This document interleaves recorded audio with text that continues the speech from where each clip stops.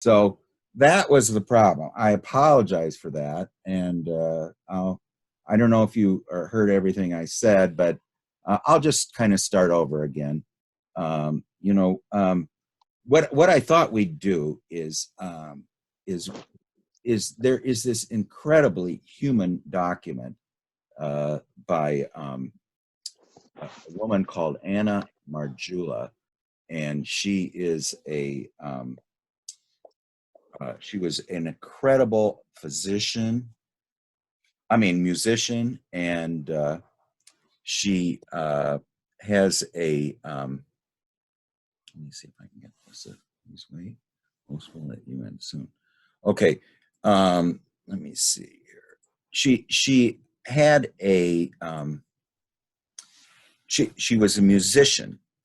She was an incredible musician. I believe she was from Finland, and I believe that she was a uh, from Helsinki. And her father was a very famous lawyer, and she had this. She was just an incredibly intelligent person. She did an analysis because she had this very negative father complex with a Freudian analyst who she developed a transference for.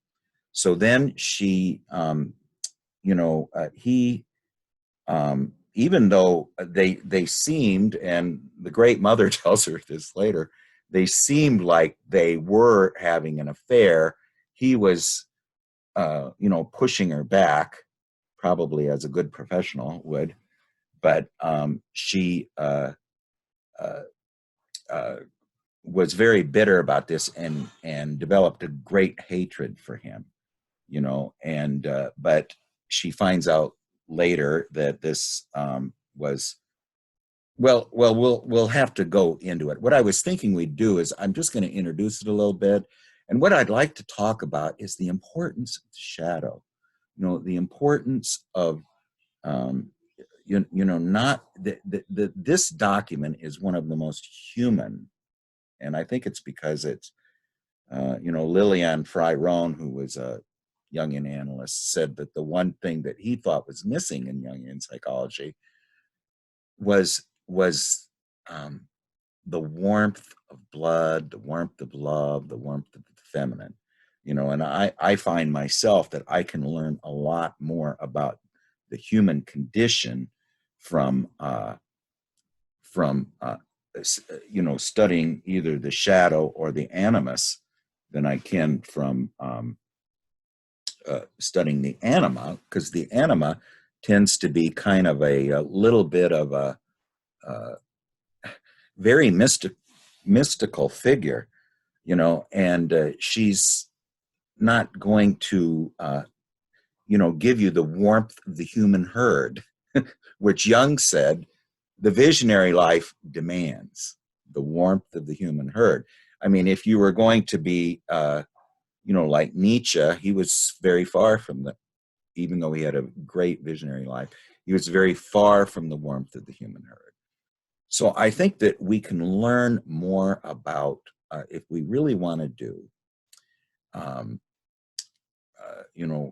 my focus is on not reading Jung and not approaching Jung conceptually, but finding out what wisdom he has for us, and to live with that kind of a wisdom in myself personally, and so I'm really focused on that aspect of the of Jungian psychology. And what I find in this document, which is, if you start to read it, you're going to find it is so beautiful, and it's so human, because she's so honest. I mean, she's and she really does individuate at the end. I mean, at least what, if you call individuation a balance between ego life and a balance between the divine life. I mean, that they are equal partners in in existence, you know, that the divine needs you as much as you need the divine. It really, she did accomplish this. And one of the things she said was that even though she had this terrible neurosis of a negative father complex, which caused her to panic whenever she was around men, and so she never married, never had a child. So this was her big, you know, what she said was an earthly failing. You know, she realized that it actually had a spiritual or a symbolic aspect. And the Great Mother tells her about this too, that she had a great role to play, you know, in you know, in evolving the God image, you know. And Marie-Louise von Franz had this wonderful comment, which I think is something I've always said: behind your apparently meaningless and unhappy fate, a deeper drama is being performed, a divine play of daimons whose meaning is the redemption of the anima, or the animus, by the spirit of love. You know, now this is really what Jungian analysis is supposed to be about. Our life is a divine drama, and it has these kairos moments of just utter catastrophe, of you know, earthly failings.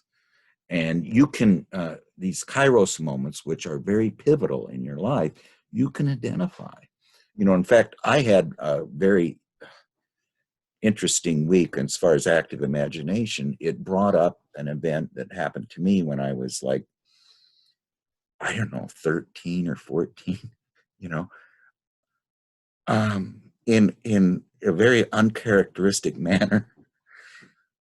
I asked a girl out, you know, and she was very, you know, she was looking forward to it. Yet I was this puer aeternus, you know, and when it came to the night of the event, you know, intuitives always are fine about making appointments, but when it actually goes to go there, they find anything they can do to get out of it. So, you know, and this is, and I can even remember today, you know, 50 years later, the feeling of that night, when I stood her up, and she never forgave me. And, you know, both she and I seem now to be stained by this event. And she had and her sister was very bitter at me her whole life, because apparently it was very painful to her. But, you know, this was part of my divine drama. It was part of her divine drama, you know, and it led to, you know, whatever it leads to. You know, at the time I was not really conscious of what was happening. You know, the fact that I didn't know what an introvert was, you know, I didn't know what, you know, I always thought that if I knew what an introvert was at that point, I would have been, you know, it would have been very healthy to me. You know, oh, wait, Miles is here. Let's get Miles in. I am sorry, Miles. I've not been paying, I've been asleep at the switch. I will keep a better eye on this. But anyway, so anyway, this aspect, if you really want to do Jungian psychology, and somebody was telling me this too, how dry alchemy is, and how dry, I mean, you know, one of the guys I really like is Jeffrey Raff, but, you know, where's the shadow side of this? You know, I think you're on there twice, Miles, but that's okay. We get a double dose, and we can see it from two different angles too. So, yeah, I'll shut one off. All right. Well, that's okay. Well, anyway, so here's a wonderful experience to learn all about our own life, the drama of our own life, learn about the shadow, learn about the self, learn about the Great Mother, learn about the anima and animus, learn about the wise old man, and learn about what our role is in life. I mean, Anna Marjula is just incredible at this. I mean, it's 80 pages long, so it's not very long, but it is so full. And you know what Barbara Hannah said, that the wisdom of the Great Mother that you'll read in these active imaginations is totally not human. And also, she does active imaginations with the shadow and with the animus. And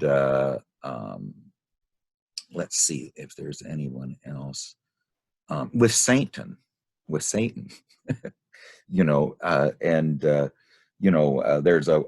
really good part in this. And I want to tell you too who her analysts were. She comes to Jung. Jung has this interview with her after she's went through and had this horrible experience of with a Freudian analyst, and he understands immediately that she is not she has this horrible father complex. So he's thinking that she can't, she can't handle a Jungian, a male analyst. So she sends her to Toni Wolff. Toni Wolff, what is a visionary. Has a thinking function. You'll find that the eyes, have to do, I see, I understand. So this has to do with the thinking function. The ears have to do with the feeling function. It's a different type of knowledge. Well, anyway, so she did about a few years with Toni Wolff, who demanded that her analysands do artwork. In other words, the way out of a problem, the way out of a neurosis is to visualize it, to draw it, and to have this objective view of it. And so, she says, if you had a problem, go draw it. You'll solve it. She was somewhat impatient with people's problems. Well, anyway, so then she had a break with Jungian analysis for a time because she got tired of it, wasn't really helping with her neurosis. And she was having these active imaginations with the Animus, which were incredibly negative because her Animus was so powerful and he was torturing her. And one of the things she says in her active imagination is that, or the Great Mother tells her, is that his torture, the Animus's torture of her, is her substitute for the lack of a sexual existence. So she's, through the torture of the Animus, she's living her sexual life, and so she left the Jungian analysis, and one day, while she's walking on a beach, a ball hits her in the head, and this ball that hits her in the head was wholeness. It's round. That's the self is round. So she knew that she had to spend some time in the hospital. So, this was a synchronistic event telling her that you need to go back in the Jungian analysis or nothing's going to happen, and so she goes back, and this time it's with Emma Jung. Emma Jung is this wonderful earth mother, introverted sensate, so she's very close to the smell of the earth and all kinds of smells and the feeling function, and she tells Anna Marjula that you need to do active imagination with the Great Mother. Well, it was one of the most, so this was the whole start of her individuation. And she says at the end of it that she never really got over her neurosis or her identification with it. And there was, this negative father complex was brought on by the fact that she, her mother died at 13, so she lost her mother. Then her older sister died, and then her younger brother committed suicide, and her father, who was trying to mother them, after her brother was born, her younger brother, she tended to, she was told, because her mother almost died in childbirth, that she couldn't have any more children. The reason she couldn't have any more children is not because she was incapable, but because she was, it would just be too dangerous to go through another childbirth.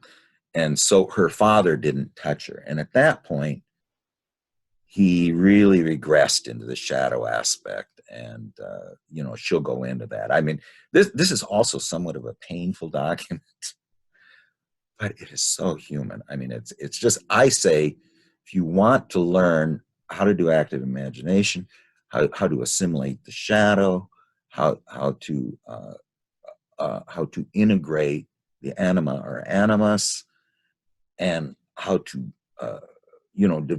deliver the divine child in your life. I mean, this is a human document, and if we, so I'm basically saying you could learn everything there is to know about Jungian psychology through just following this case history. It really is a case history. And anyway, one of the things, and maybe does anybody want to just talk a little bit about the shadow before we go into this? I mean, what I thought today, we just kind of talk about the shadow. We'd talk about any problems anyone's having with the anima and an animus, and and I'll also give a few glimpses of the beauty of this work. Too. It's such a beautiful work. Well, I guess it'd be kind of useful if we. I guess I've never had a clear definition of what the shadow is. I wasn't sure if it was the parts of yourself that you are not consciously aware of, or the parts of yourself that you find disagreeable that you just refuse to integrate. Mm-hmm. Well, it has two aspects to it. There's the aspect of that part of you that is compulsive, that is very compulsive, but it also is a living being that's sharing your own psychic existence. And it is doing all those things which you can't do. And it has, don't want to do, or, or it's, you do them, but you're kind of pushed into it by the shadow. And the whole idea of living a conscious life, is to be aware of your compulsive behaviors, and to, since the shadow is a living being in your psyche, it is real. It is a real being in your psychic life, and it will tell you so too. You need to Jung said, and I just never can remember this quote, but it's from, when Jesus says that even to the least of these, you will be honoring me, the least of your brethren. Maybe somebody can remember it, but Jung says, why don't you consider the fact that you are one of the least of these, and the idea of assimilating the shadow, is to come to terms with it. But the way you come to terms with it, Edinger said, and Jung said too, is you need to take responsibility for yourself and for your actions. And Edinger said that you overcome the shadow when you stop blaming others. And James Hollis said that the greatest shadow in our life is the unlived life, the life that we don't live. And this idea of the divine seed within us that needs to flower, which we ignore all our lives. I mean, we're this little acorn, and we need to become an oak tree, and yet we're disassociated because we've got an ego, and we've got a body, we've got nature, and we've got an ego, and we've also got the divine within us, and the ego thinks it's in charge, so it lives its whole life, you know, with just following its whims and its desires. And this is an unconscious existence. It really is unconscious. And this is what Jung would call a provisional existence, or a tangential existence. You only touch it, you only touch real life, just here and there. And so, it's the object, or the goal of our lives, is to, let's see, what in the world would be the motive for incarnation if a man's fate did not affect God? No one has ever heard of a bridge that leads only to the other bank of the river. In other words, it only goes to God. God doesn't come back on the bridge to you, and that's the idea of incarnation, and is really a mystery of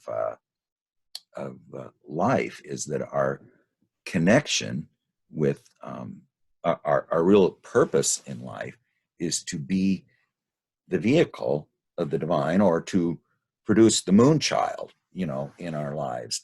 So anyway, that is going to be sort of the idea of the whole. I think it would take about 8 sessions if we did 10 or 10 pages at a time. It's only 80 pages.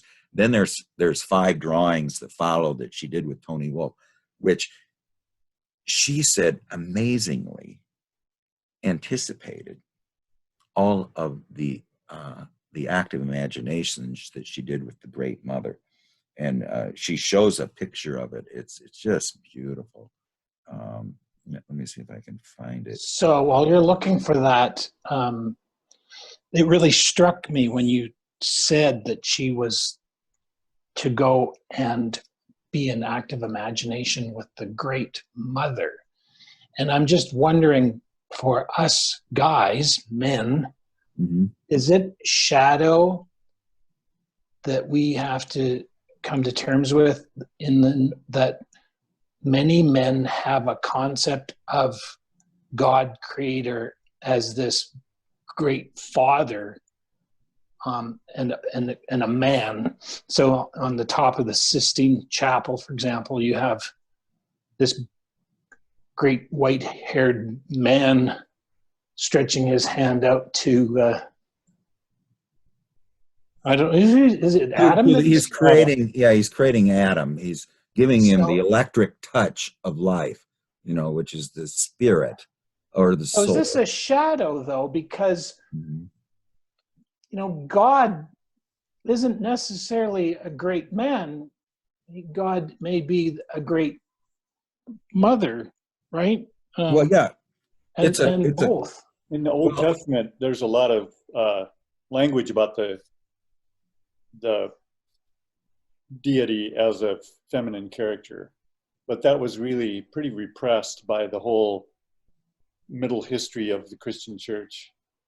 Well, and in a dialogue, which is wonderful, she's having with Satan, he tells her, "Do you think you can escape me?" He says, "You'll never escape me." And, Satan is the shadow of God. God has the dark side. So Satan is the shadow of God. And he tells her, "You can never escape me." He says, "You think I am greater than the Great Mother?" Because she's not even part of the Quarternatee. That's what he tells her. And so, with this little thing, she goes to Emma Jung And Emma Young says, oh, he's got quite of an inflation if he thinks that he's greater than the Great Mother. And so she gave him, Emma Young gives Anna this diagram of the Quaternatee. God the Father, and then earth. I mean, God the Father and earth. So God the Father, the Logos, and the earth. And she also called it the Great Mother. She also called it Sophia. She also called it Mary, the God bearer. And she also called it the Holy Ghost. And then that's this vertical axis. And then there's the horizontal axis of Christ, the Redeemer of man, or the mediator between God and man, and Satan, his dark brother. So anyway, that's sort of the Quaternatee, and these are the figures of the that we will encounter in our divine drama, including our own shadow, and our shadow has access to the self as well, even though it's primarily, has to do with our personal life. But the shadow is our other half. So it is. We have this outer ego, and then there is an aspect of our ego which is the same sex as ourselves normally.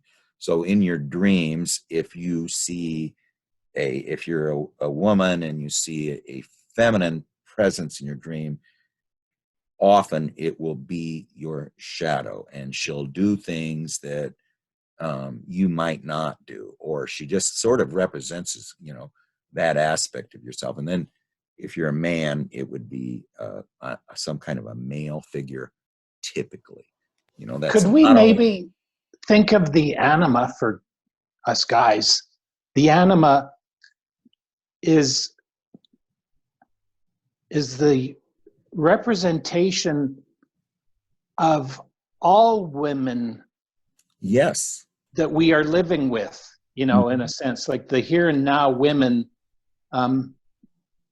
sort of all brought together, or the collective womb man. I always like to remind myself that woman comes from womb man, and that the anima is my having to be harmonious with all women around me, sort of all as in a collective form. yeah, and Anna will go into this too. I mean, she says basically that there are three aspects to the anima and the animus. There is the what you just mentioned, which is the projection side. That the animus is your projection onto other women, and then then it has the aspect of being related to the self, as the mediator, the bridge to the other world, and it's also mostly contra gender. So if you're a man, then your anima, or your soul, tends to be complementary to your male ego, and if you're a woman, your animus tends to be complementary to your female ego. So it would be a man, or some kind of a man. But then, so just a quick point: your story about when you were the young puer, mm-hmm, and you stood up the very nice young lady. mm-hmm. You didn't just violate her, or it wasn't. I violated myself. Violation of her. You violated the anima. You were definitely in misconduct. You're in misconduct with all of womankind at that moment, not just her. Well, she says, the anima told me that was when I disconnected myself from her and disconnected myself from the earth. is at that point. And she says that this was not only an event in the outer world, but it was an event in the inner world. And at that point, the anima was totally ignored by me for quite some time, because I did not have a very good, I had sort of a puer has a mother complex. It's usually overly positive, but somehow, since they're in the womb and everything's fine here, there's no reason to leave.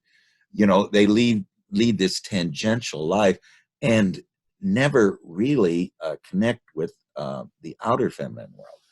So yeah, I'd just like to say what you did was, a better word I'm thinking is you affronted.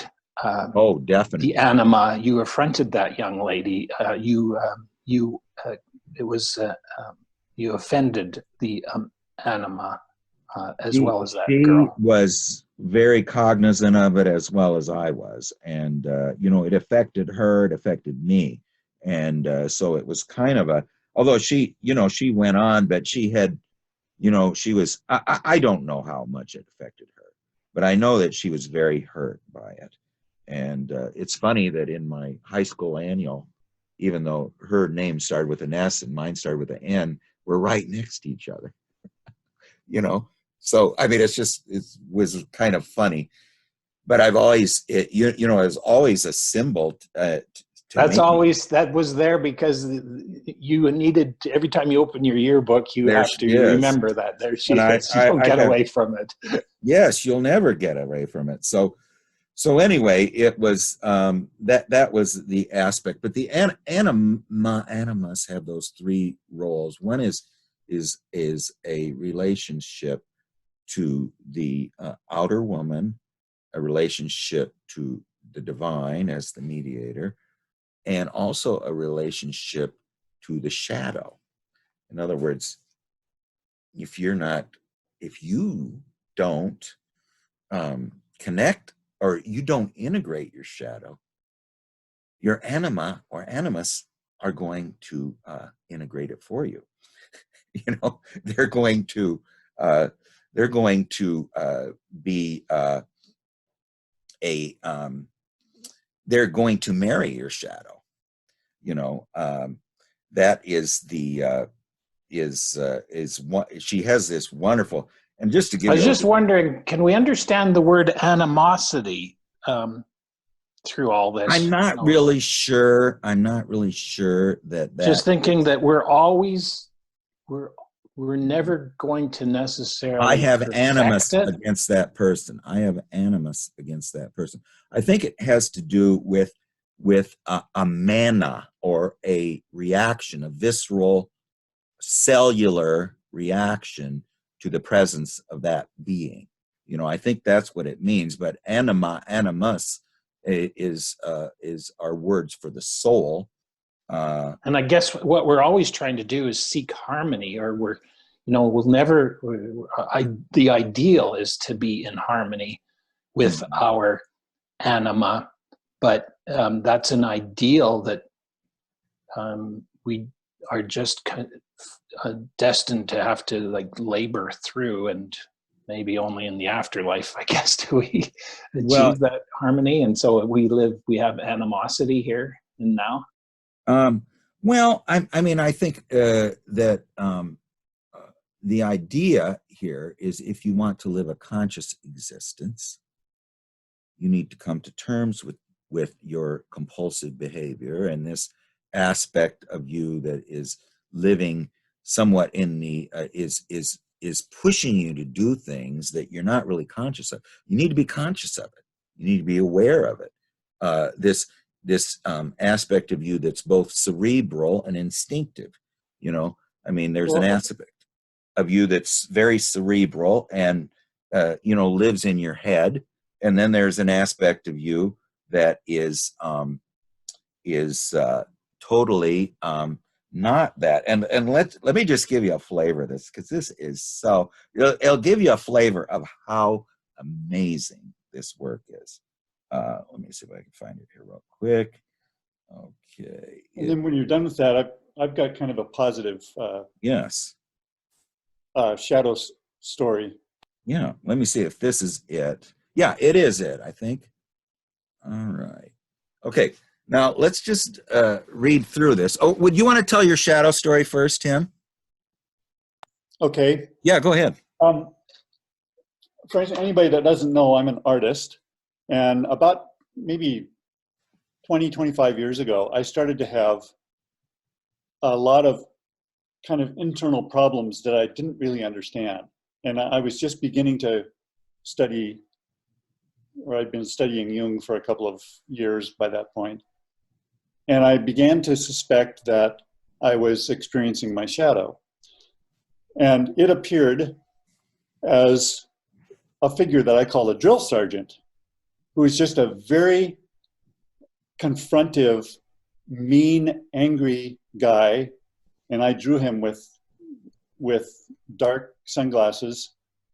And the part of myself that I identify with the artist is this monk that is quiet and reserved and very respectful. And while the monk was at work making art, the drill sergeant was just constantly interrupting and looking over the monk's shoulder and saying, "Oh God, you're not going to use that color, are you?" Or, you know, how in the world are you going to make a living when you're wasting your time with this kind of stuff? Oh, that's what they say. Yeah. So it became such a problem that I felt like the two of them wanted to kill each other. And I found a friend of mine who was in this Jung group, who was a analyst, or not an analyst, a therapist. And I asked her if I could come to her and talk with her about it. So I had several sessions with her, and what I laid out for her is, I've got these two internal characters that want to kill each other. And we worked on that. I don't remember very much the content of our exchange, but during this process, I was able to finally get these two guys to turn around and talk to each other, and to realize that regardless, the other guy wasn't going to die. There's nothing they could do to kill the other guy. And so we're going to have to live with this situation.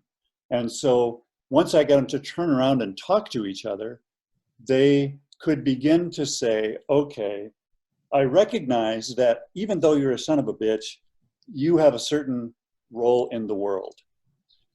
And the next step was, okay, I recognize that you have a certain role in the world, and you actually can do something that I can't do. And then the next step was, okay, how about if we work out a deal? And what ended up happening was that the monk talked the drill sergeant into being the kind of gatekeeper. And what I did was I got a pair of army boots and I stuck them outside the door of my studio for the drill sergeant to be the guard against the outside world. And so he could spend all of his time with this incredible sort of critical energy facing the outside world to protect the monk and his space on the inside. And that happened, as I say, about 20 years ago. And since then, it's felt to me like that shadow aspect of me got integrated in such a way that the conflict has basically vanished. Yeah. And it's interesting that it feels to me like there's both a collective and a personal aspect to this shadow, because oh, definitely. There's the shadow has access to the collective. The shadow has access to your personal unconscious. So they are a being that is has a collective aspect and a personal aspect. Yet they're one living being. So they're very powerful. You know, they have an archetypal character. It's not just ego. I mean, they're beyond the ego, you know. And so, I mean, we'll kind of get the flavor. Now, that story, to me, kind of fleshed out more, or gave us more qualities of the shadow that are important. And you know, the aspect of the shadow is that person who tells you, you can't do this, you idiot. You know, why don't you go work at 7-Eleven or something? Stop trying to be so special, you know. I So think that also reflects on what Miles was saying about the anima, that I really feel like there's a personal level and then a collective level that are different from each other. they are definitely. I And, mean, and each there's of a those projection. has their own face. And Well, yeah, so I mean, yeah, you have. sometimes for me, the anima appears in a very personal way, and sometimes she appears in what feels to me an extremely collective way. So it's not me, Tim Holmes, as being scrutinized. It's me, the American man, who's being scrutinized. And so I've been trying to figure out how to delineate between those messages. Well, and Jung has a very interesting analogy between the persona and the anima. You know, the persona, that which we, that uniform that we wear, or that guise that we wear when we're out in the outer world. You know, like if you're a general or a senator or something like that, or a policeman or whatever. I mean, that's your this persona. And so often in dreams, when you are not clad, you know, there's some kind of dream where you're naked, say, that means that you have no persona. You're back to your kind of original face. Well, that the persona is the bridge to the outer world. The anima or animus are the bridge to the inner world. So as the persona is the one that gets you to the outer world, the anima gets you into the inner world. So she has a very, what Jung said, a very intimate friend whom she confides in always, and that's the self. You know, so the self is giving her secret wisdom that allows her to be your bridge. And so she has a wisdom about life, where the great mother, I think, has a wisdom about the universe, you know, although she has a very deep wisdom about you yourself too. But you know, there's a negative anima and a negative positive anima. And so, you know, you have to know which one you're talking to, especially there's a negative animus and a positive animus. And that's why I say, if you really want to learn about the human condition, to me, reading about the animus is almost more instructive than reading about the anima, because the animus is very connected with life itself, where anima is almost has a muse-like character. I mean, she's one of the muses, you know, so she tends to be a more positive figure. And you know, like as Miles is saying, she has the aspect. She is the feminine image, which is innate, that we're born with, a male, and the woman is born with an innate masculine image, which is the only way that she can understand this other being who's not like her gender. Is this so we will project the anima on another woman, and it tends to be divine, and she's on a pedestal, you know. And you know, especially when you're courting her or wooing her, and then after you marry her, then suddenly you draw the projection back, and you start to see, this is a real living being. This is not my anima projection. And Joseph Campbell says, then you have two choices. One is you can give her compassion and accept her as a living being, or the other, you can say, I withdraw my projection and I reject you, you know, and I'm going to find somebody else who, again, awakes this fascination in me that you don't awaken anymore as a living being, you know. So, you know, Joseph Campbell, you know, used to teach at Sarah Lawrence College, you know, it's all women's college. He taught there 40 years. And he said, I thought I got over anima projection, you know, because dealing with all these living feminine beings coming in for, you know, some kind of advice from him, until he says, I met my book publisher at Random House, who was Jackie Onassis or Jackie Kennedy. Suddenly he realized, oh yeah, I still have this anima that I projection that I throw on other people. You know, I mean, just makes you totally, I mean, this is a goddess, you know, this is the goddess I'm speaking to. So the anima projection or the animus projection that you project on a real being makes them a god or a goddess, or gives them a divine aspect, because the anima or the animus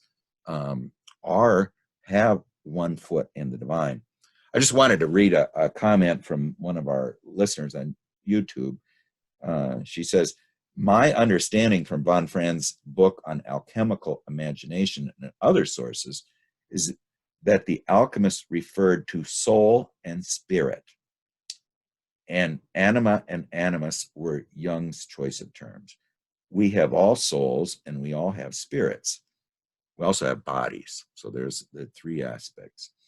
I believe that Jung's choice of animus as the word for spirit in a woman was part of his bias. He did have some animosity towards animus-possessed women, but not towards anima-possessed men. That's very true, by the way. And Mary's the mother of Jesus. My soul magnifies the Lord. My spirit rejoices in God, my Savior. So the soul has body too. The soul has a subtle body. So it has now this is the being who we're born with. So, you know, and hypothetically, this is the being that you're going to merge with at death.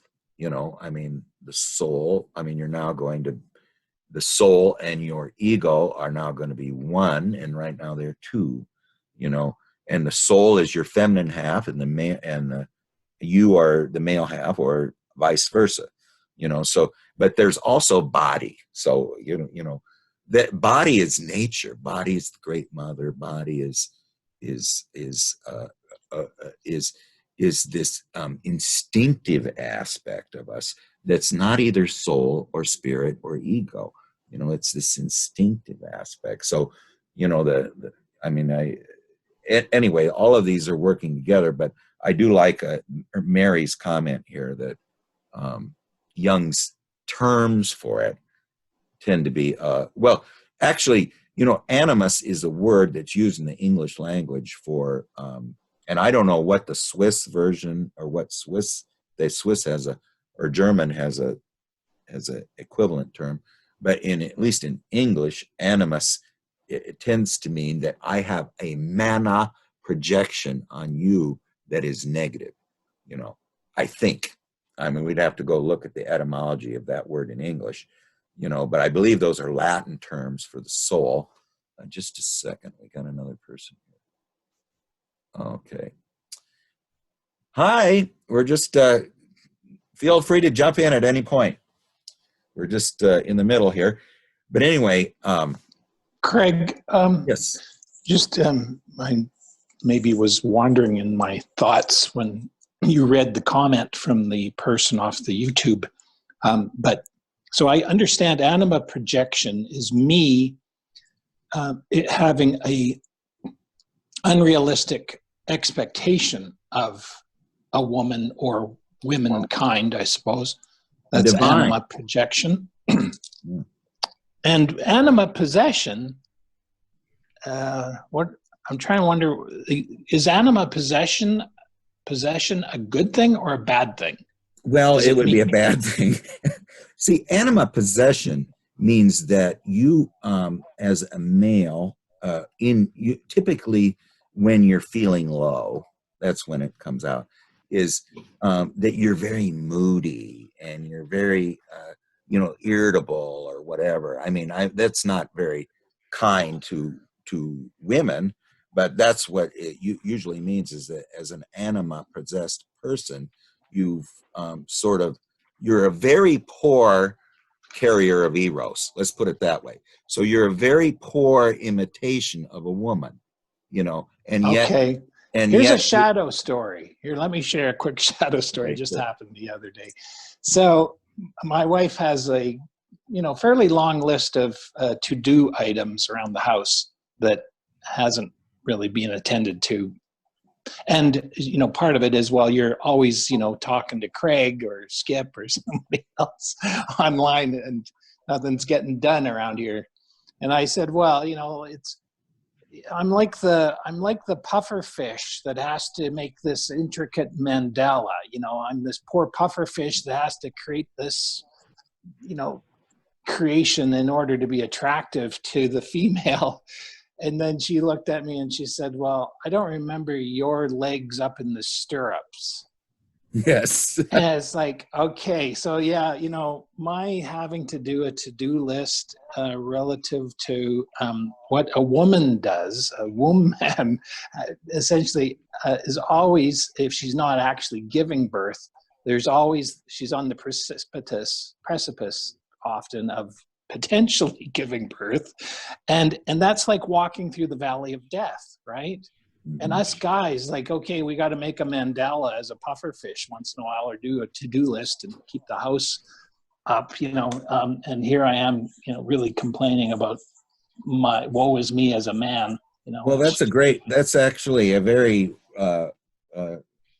good observation, because woman is the life bearer, so she automatically is a creative being, where man, the only thing he can give birth to are his thoughts.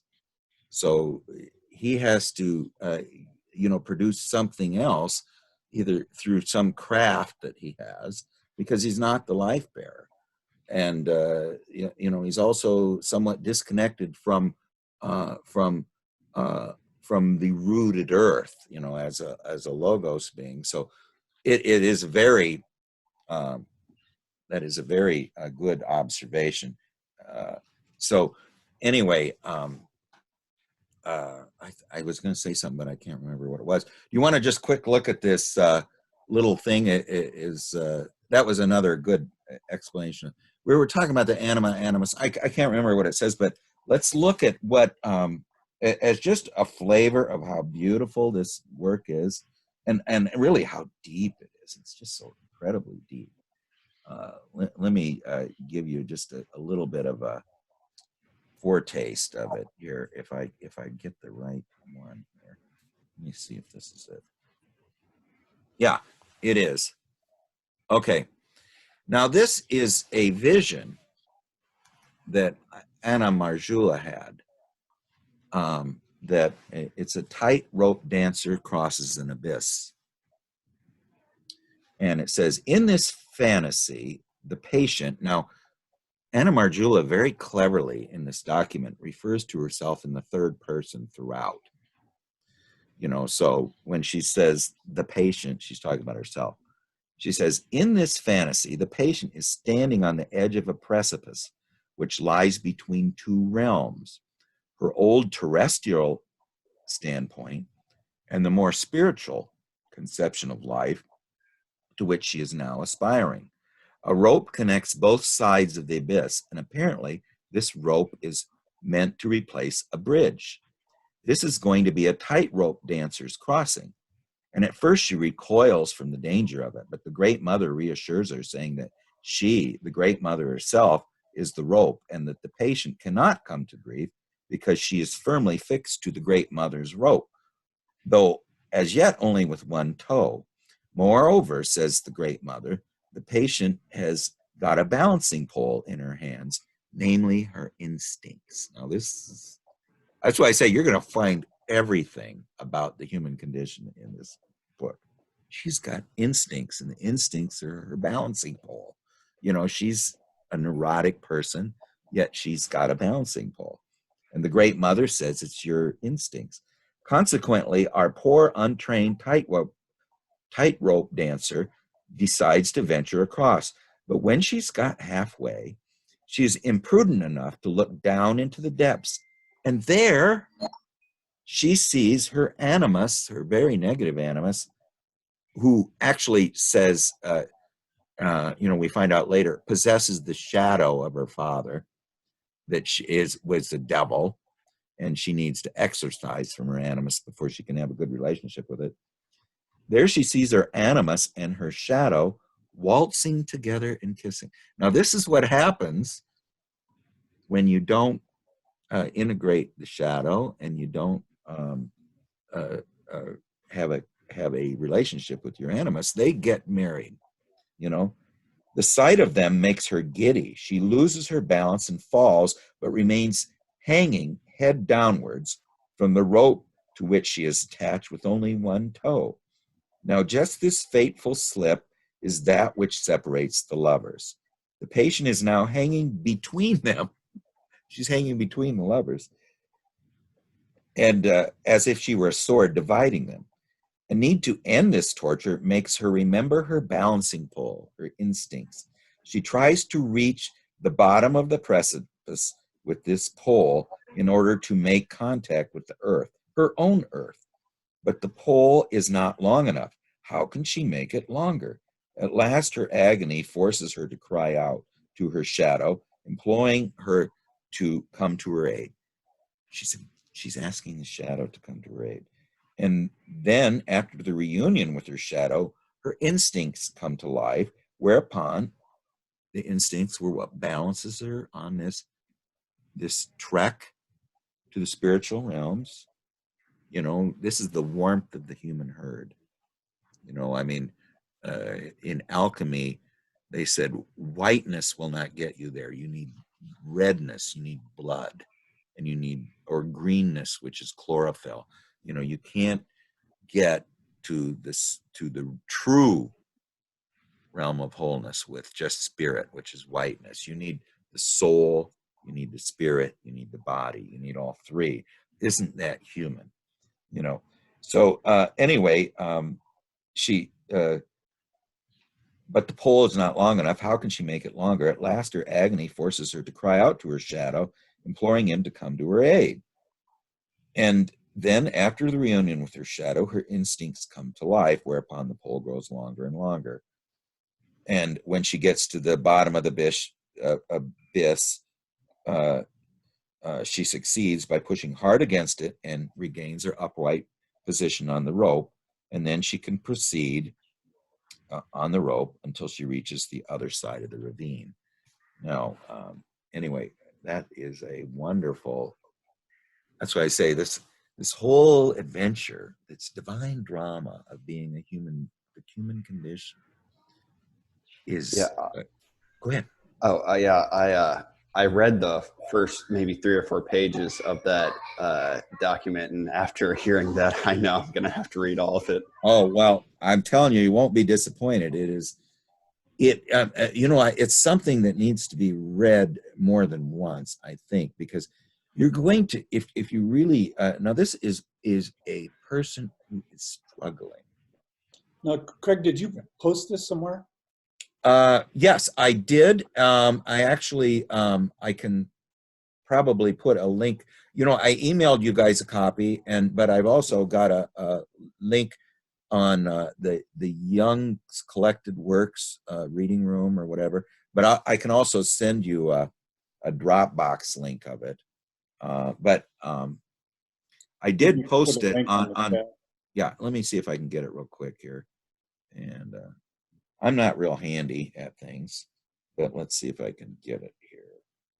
Yeah, I mean, I saw it on the Facebook posting. Yes, I did. I put it in the Zoom link.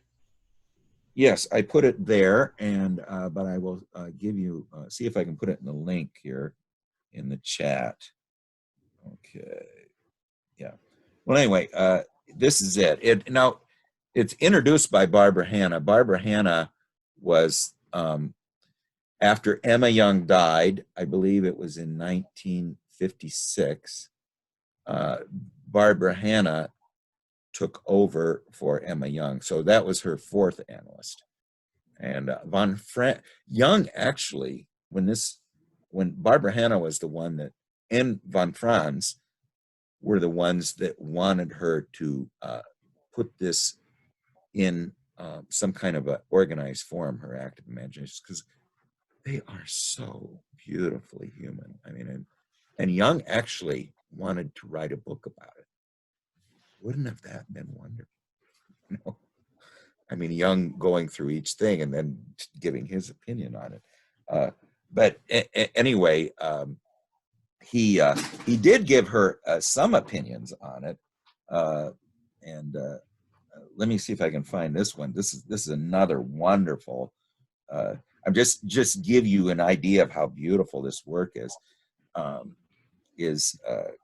The what ends up the actual kind of, if I just get to the end of the story, what God calls out to her for succor, or for help, but he uses the word succor, and he what he wants to have happen is he wants her to make peace between him and his dark side, because he's not aware of his dark side. And the Great Mother tells him the only being that can do this are women, and the Great Mother says that's your role, is to mediate between God and his dark side, and here's the little thing that kind of was the enunciation of that little event. Let me see if I can find it here real quick. This is another just beautiful little vignette here. Let's see if I can get it here. I think this is it. Let's see. Yeah, it might be. Let me see if it is, and I'll get it in a second. Yeah, I think it is. This is a poem she wrote called "The Harp of God." In this poem, she herself compares her soul to a harp which she yields up to God. She describes what pains she took to tune the strings accurately, and how she dusted and polished and gilded the gilded frame till it shone brightly. These careful preparations having been accomplished, she offers up her harp to God, praying that his divine fingers may touch its strings. When she considered her poem finished, a curious and totally unexpected thing happened. She heard a masculine voice, God's voice, telling her in the same rhythm, the same rhyme of her poem, that he, God, does not wish to be disturbed right now. And besides, he doesn't want her human harp at all.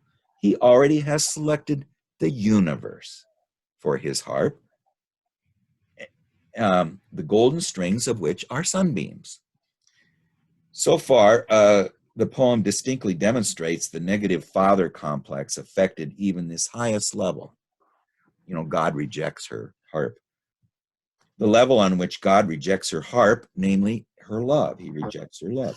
In the human realm, as we have seen, her womanly love for the other sex was unable to reach any partner. Now, she talked about herself there.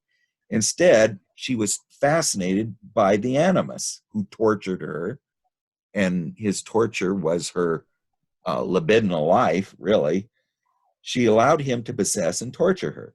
And on the spiritual level, God now refuses to play upon her harp, that is, to accept her love.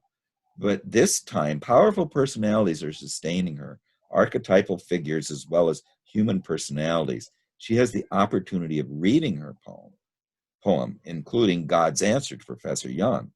She expects him to laugh heartily, ha ha, especially at God's answer, but this was not the case.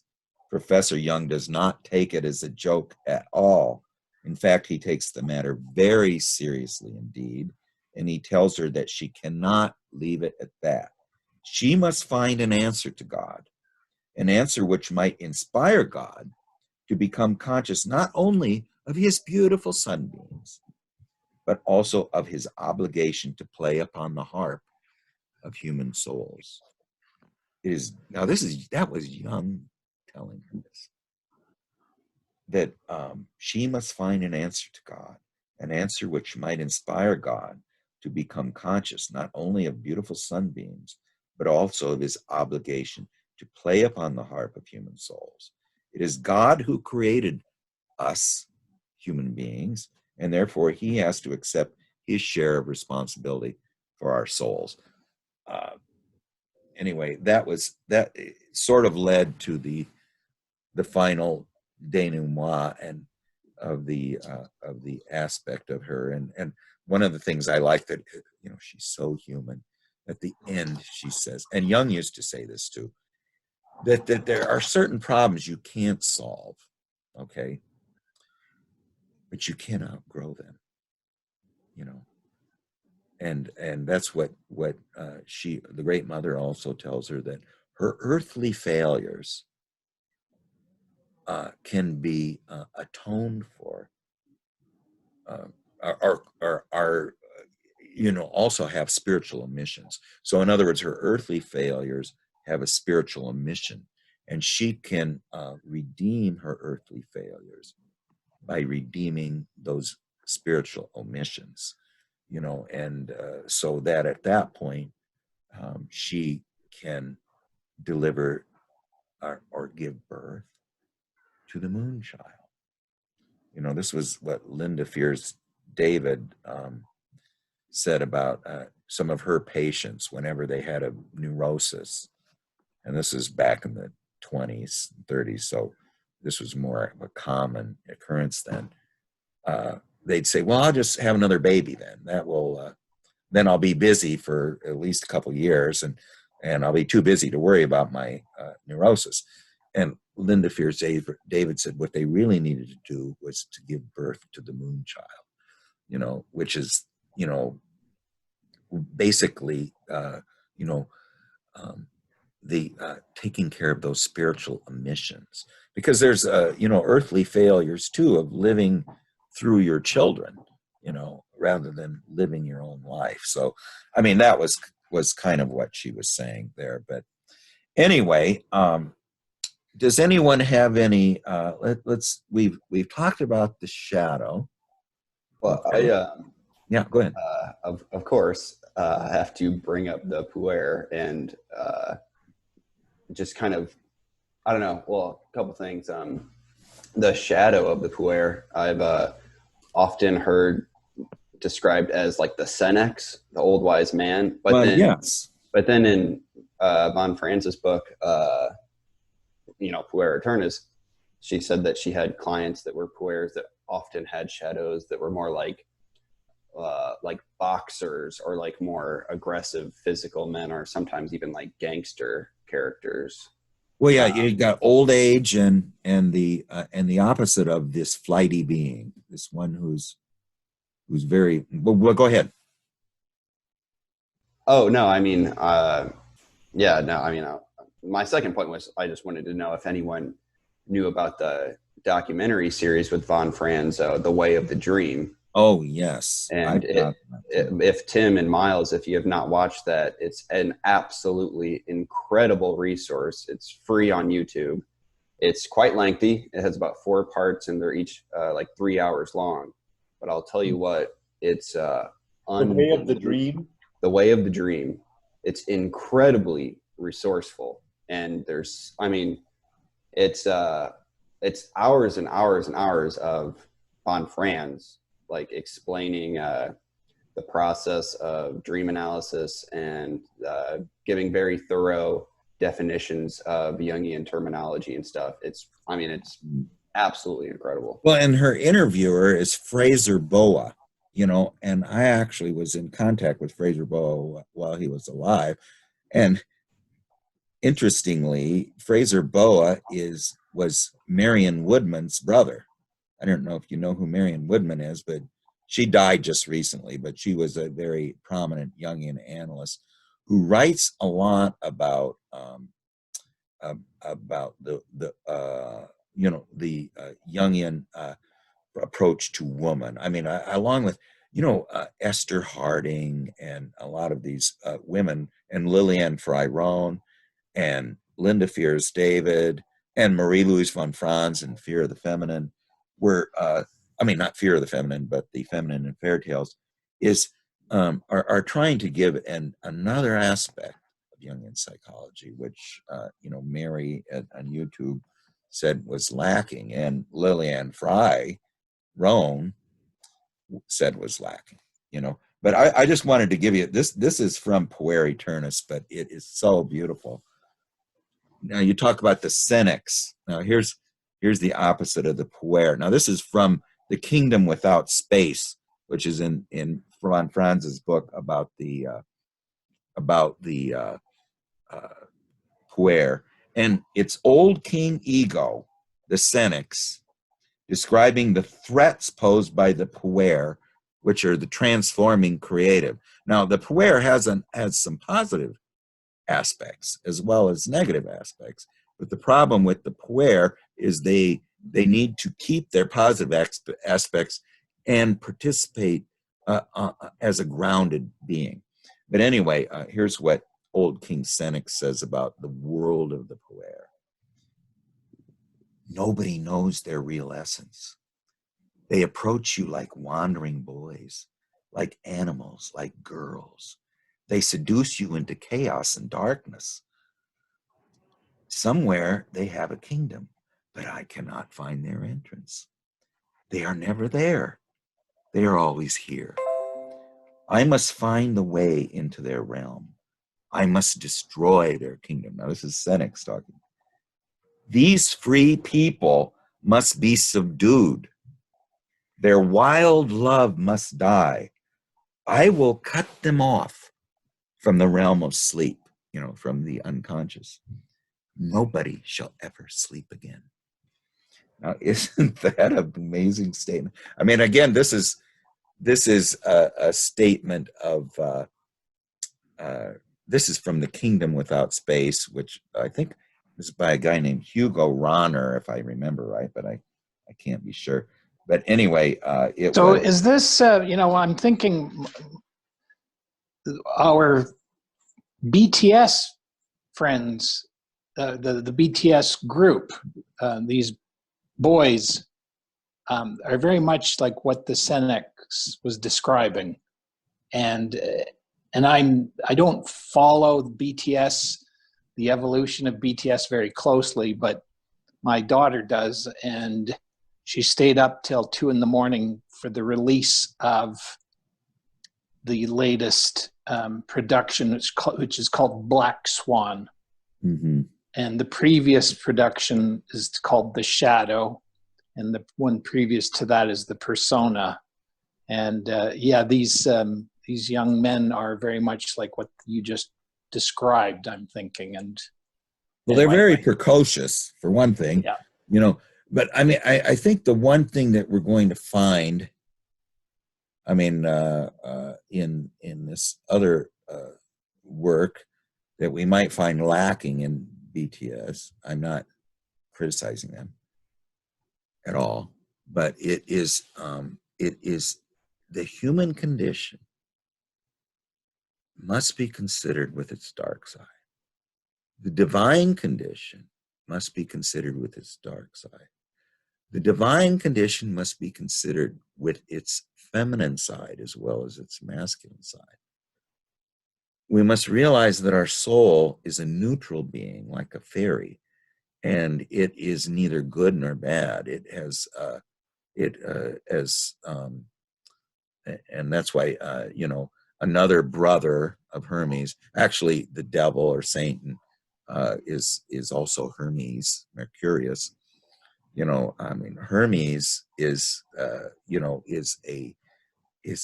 child of the Great Mother, and that's the dark brother of Christ. But he's a terrestrial god.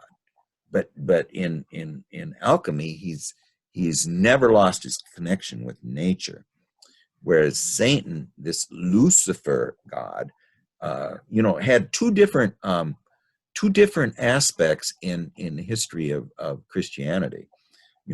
One aspect was in the first 1,000 years of Christianity of the body. He was the son of the mother. He was that part of our nature and our instincts that spirit wanted to divorce itself from. So that's why Christianity is this very spiritual religion. It wanted to completely eliminate the feminine. And this was very important development in the history of our evolution of the God image. We needed this, you know. But then the second half of the Pisces, and you know, religious archetypes only last one. They only last one astrological month. You know, we're about ready to go into the age of the water bearer. But the idea is the psychological or the astrological months have 4 quarters, you know, and the second half of Pisces, now the Satan or Lucifer, who could have been the light bringer, represents not the body, but the ego. So the age of the Antichrist, the anti-self, talking about this center, the archetype of wholeness, the Antichrist is an image of the self. So the second age, which is called the age of the Antichrist, is actually the anti-wholeness. This is where, because of the developments of spirit that developed, you know, that broke away from Taurus the bull, broke away from Aries the ram, which is more of a sacrifice of the ego, then Pisces became where the ego really emerged out of a participation mystique with nature. And the second half, Pisces, is the age of the Antichrist or the age of the anti-self. This is the age of science. The first age was vertical. The second age is horizontal and is of discovery, not only of Columbus sailing to, you know, the Americas and Magellan sailing around the world, but also of the Renaissance and of science and of the secular world, and of in the French Revolution that the goddess of reason is put on the in Notre Dame, you know, the Cathedral of Notre Dame, when they tried to eliminate Catholicism after that age. But anyway, the idea here is that where was I going with this? Well, I just a quick question. So we've gone through this period of it was first the horizontal Pisces fish, and then the second phase was the vertical Pisces was the first phase. Right. The horizontal is the second phase. Now you say we're going to the age of the water barrier, which is Aquarius, correct? Right.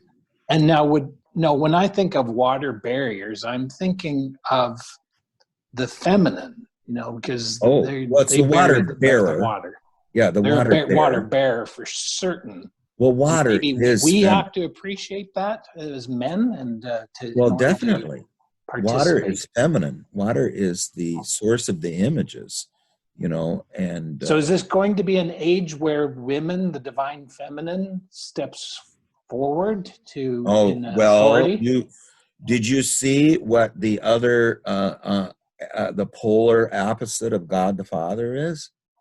It's the earth and the mother. So Christianity was overly spiritual.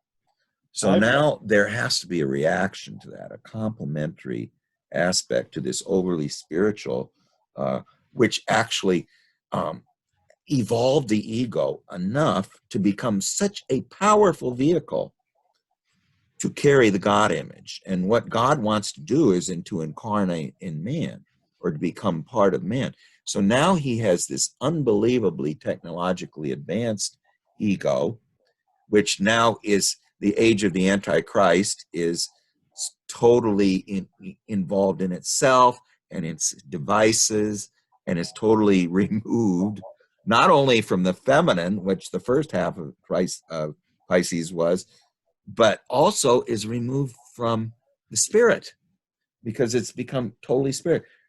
So it's a reaction against the feminine, it's what it's called rational materialism.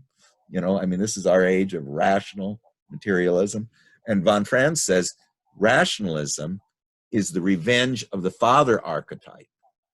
Materialism is the revenge of the mother archetype against this powerful ego that emerged.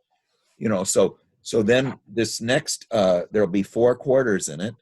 The age of the water bearer. This is the human being. This is, I believe, what is it? Is it? I'm getting confused. But Gemini has twins, humans in it. But I think that that the Aquarius is one of the few astrological images that has actual human being in it. I could be wrong on that, but yeah, no, it's a person with a pot of water on their shoulder, yes, pouring it out.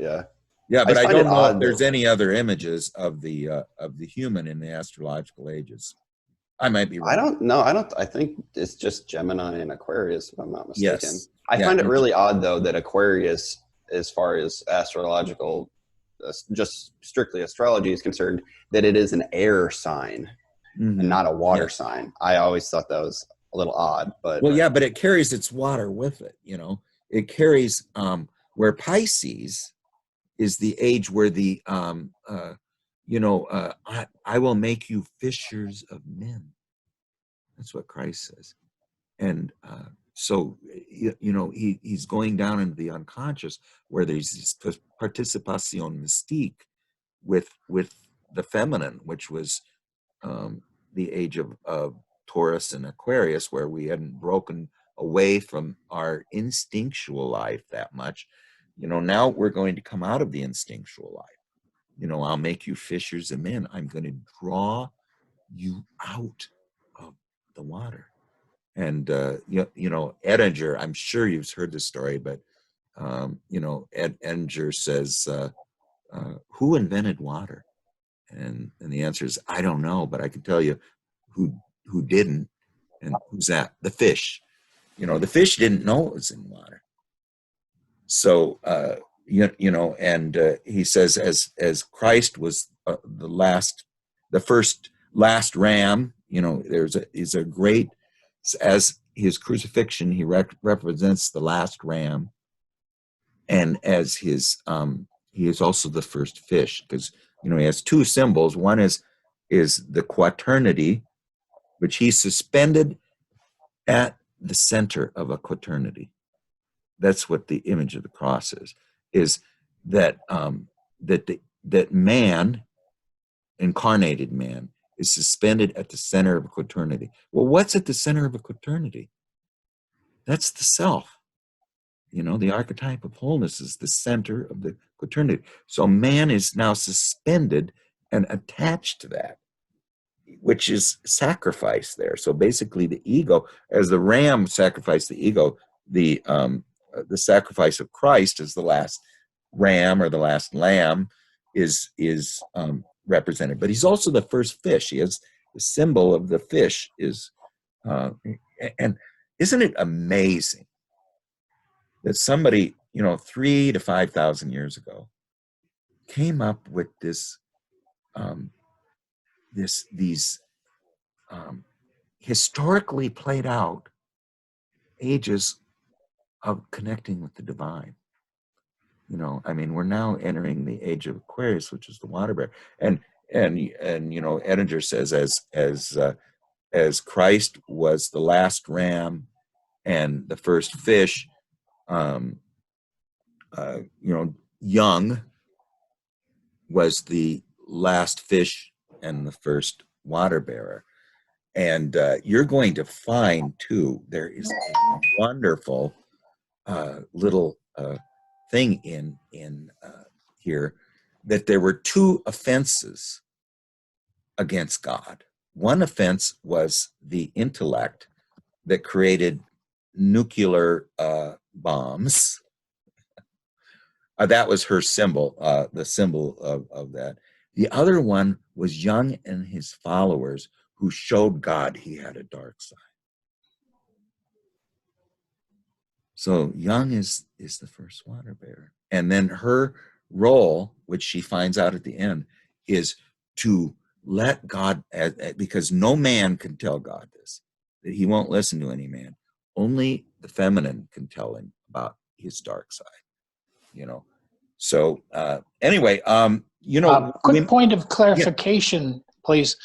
So you said that, I believe you said man is suspended at the center of the Quaternity, and that is the God Father at the top, Holy Ghost, Mary, Sophia, Great Mother, and Earth is at the bottom of the vertical, Christ on the left and Satan on the right. Now, for clarification, it's human that's suspended at the middle. the human being is suspended at the center of the Quaternity. I just think the ego that sacrifice.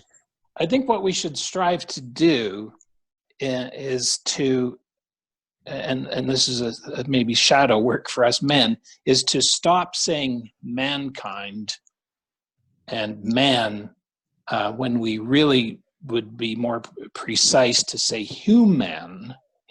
Yes, exactly. Which I believed I learned from you comes from the word humus, which means soil, human. So we're of the soil, and human is gender neutral. So this whole thing we're going to go through, and that's why I'm saying, and you know, we probably got to end it pretty quick, but everybody has a chance to sum up here.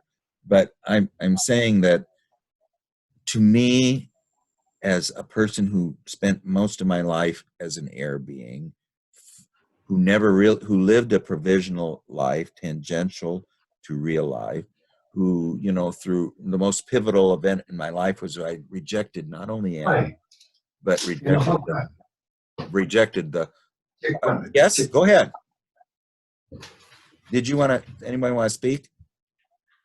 Okay. Well, anyway, my charger. Okay. That seems like some background noise. Yeah, it is bad. Okay. Well, anyway, the object of that I'm saying is that the way to Denise needs to mute. Yeah, or here, if you could I will mute mute her. just a second. Yeah. Okay. There we go. That's fine. Eunice, you can unmute yourself at any time. But I am saying, for me as a recovering puer, you know, my road to wholeness, or to understanding the human condition, integrating the shadow, and relating to the divine world, and to have balance, you know, between the divine and the ego world, is absolutely through the feminine. I will never do it through the masculine. So I'm finding, at least with this book by Anna Marjula, is great wisdom, because I'm not only listening to this wonderful tale of a real woman's life. You know, my wife asked me one time, Craig, why didn't you get married before this? What was your problem? What was wrong with you? You know, I didn't really meet her till I was in my early 50s. And I said, well, I was the answer to the question that no woman had ever asked. And she says, well, I'm asking. I want to know the answer. But anyway, I'm saying that to me, this solving of the human condition comes not through the anima for me, but from the animus, and from the story of a life lived by a woman, not by a man. You know, because I think this is grounding for us all. You know, as I say, the anima tends to be a fairly unreal character, because she's so related to the divine world, and not really related that much to the real world. I mean, she's male's imagination of what it's like to be a woman, you know, and that's why anima possession. Man is a very poor impersonator of a woman. So if you're anima possessed, you're going to be the worst woman that ever lived. You know, I mean, and if you're animus possessed, you're going to be the worst man that ever lived, because a woman is not a very good impersonator of a man's not a very good impersonator of a woman. So that's what the possession aspect means. And anyway, that I'm just saying, why don't we're going to read the first 10, 11 pages next time of not, you can read Barbara Hannah's introduction, which is very good, but let's just drop right in to the conversations with the Great Mother, because we'll try to do this with 10 pages at a time. So we'll get through the 80 pages of the active imaginations that she does, and then we'll look at the 5 pictures. I want to just show you before we leave just one picture here, which is remember, these were done by with her 10 to 15 years before she met Emma Young, who told her she needed to stop doing active imagination with her Animus, which was killing her, and she needed to do it with the Great Mother. Well, here was her first drawing with Toni Wolff. Now she's in the center there, listening very closely to this peacock. Who you see? Do you see the peacock in the middle? And then she's listening very closely. The peacock is the Great Mother. Okay, but now they're inside a dragon, and the dragon is the instinctive world, and the world. It's the entire. Is that a dragon or is that a male peacock? Because to me, well, it looks there's a like peacock a big in the middle. peacock. But the outside is a peacock male, I'm thinking. It could be. It has rays or horns, and she calls it a bird with a tail. So it is kind of a bird with a tail. And see, the Great the Mother, male peacock is the one with the brilliant plumage, I believe. yes, correct? But this might not be a peacock, but it's the Great Mother. And she represents the spirit of wisdom. Now, the spirit of wisdom is the spirit of the earth and the spirit of Eros. It's not the spirit, it's the lumen natura is what they call it, the light of nature. So the light of nature is not the same as the logos. The light of nature is what formed our bodies, which informs all animals. The master snake tells the snake what to do, and really does. And we've lost that ability to communicate with our master animal, but we can do it through active imagination.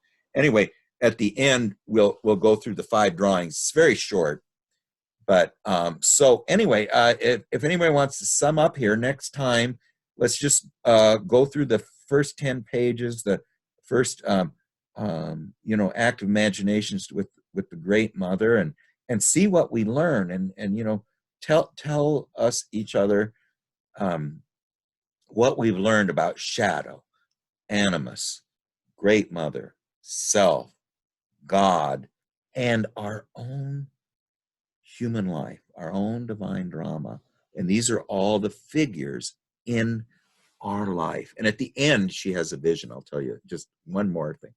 At the end, she has a vision that she's on the other side of where the tightrope is, in the spiritual realm, with the Great Mother. And the Great Mother says, "Do you hear that sound?" And she says, "No, I don't." I said, "Well, listen." And so she finally does hear the sound. Now the ears are feeling, they're not the intellect. She says, "That's the breath of the divine." And she says, each inhale and exhale, it's one human life. And that's the divine breath. So, I mean, there's this is that's the final dialogue that we see in here. But anyway, it's a wonderful adventure. I mean, I'm just saying, this is so beautiful, so human. And I'm saying, I think that we can learn more about Jungian psychology through case histories of people who went through it than we can reading something so abstract, you know, as some of Jung's writings. And he wanted to do, like I say, a series of case histories, just like Gerhard Adler did, and just like this one was, but he didn't, because Emma Jung had passed away, and he had finished Mysterium Conjunctionis, and he was just through writing. I mean, he went into letter writing, is what he did at that point. He was through, didn't have the energy to go through a whole book. But anyway, does anyone have any sum ups? And then we'll just meet again next week.